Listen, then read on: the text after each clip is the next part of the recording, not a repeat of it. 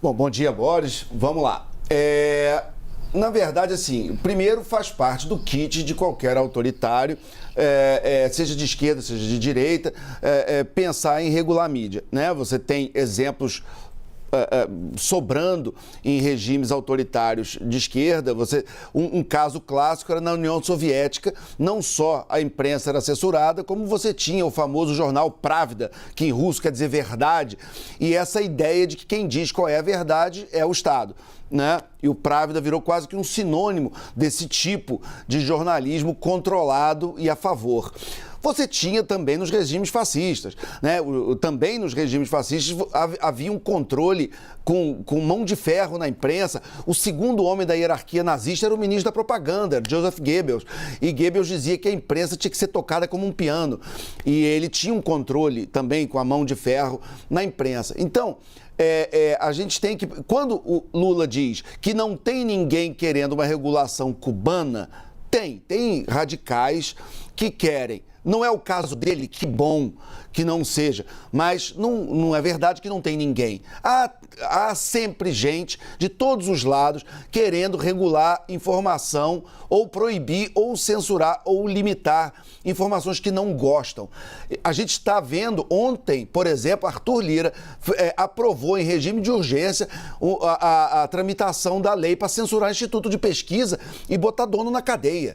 Entendeu? Isso não é uma declaração especulativa em podcast. Isso é verdade. Você tem o Congresso brasileiro querendo botar dono de instituto de pesquisa na cadeia. Isso está acontecendo. Então, nós precisamos combater autoritários de todos os lados. Nós precisamos tirar esse tipo de coisa do vocabulário. Mas também eu gostaria, sendo chato, de lembrar uma tecla que eu sempre bato. Eu sei que é polêmica, cada um com a sua opinião, mas eu acho que tem aí uma culpa no cartório do STF em 2015, quando eles proibiram a doação de empresas para campanhas políticas. Eu sou contra, sempre fui, continuo sendo.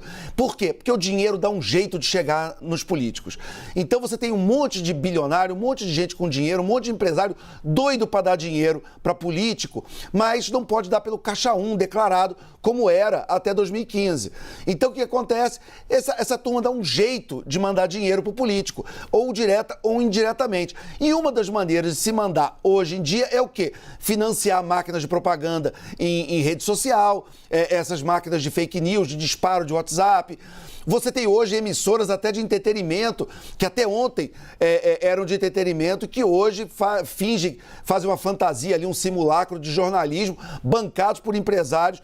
Para quê? Para, de uma maneira indireta, tem até um termo que está se usando agora, que é caixa 2 terceirizado, que é uma maneira indireta de doar grana para político. Se você não pode dar dinheiro diretamente para ele, uma das maneiras de você agradar e dar dinheiro para uma campanha é financiar pseudo-jornalistas, subcelebridades, influenciadores, para que ele fale o que você está afim, que ele fale e faça propaganda e avance a agenda daquele político. Esse é um problema novo. Realmente esse é um problema que não estava previsto nas legislações anteriores, quando elas foram pensadas, mas nós precisamos lidar com o problema com o nome que ele tem. Tem nada a ver com regulação de mídia, tem a ver com a maneira como são feitas as doações de campanha, de uma maneira direta, declarada, no Caixa 1, ou de uma maneira indireta, como a gente tem visto muito por aí, por exemplo, com empresários bancando veículos que fingem fazer jornalismo, ou influenciadores, ou subcelebridades,